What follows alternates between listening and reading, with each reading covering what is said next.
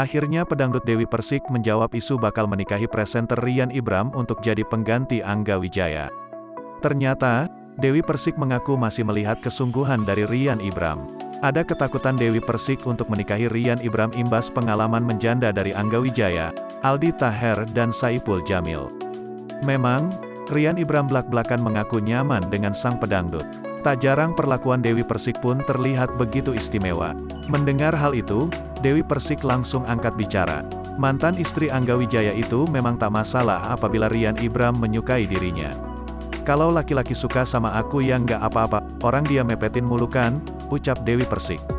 Dewi Persik ingin melihat kesungguhan Rian Ibram padanya. Terlebih dirinya sudah 3 kali gagal dalam membina rumah tangga. Dewi Persik menilai zaman sekarang, banyak laki-laki yang sikapnya diam tapi menghanyutkan. Banyak laki-laki sekarang tuh ganteng-ganteng nyuri harta kan. Bukan ganteng-ganteng serigala, tapi ganteng-ganteng rampok hehe, ucap Dewi Persik sembari tertawa.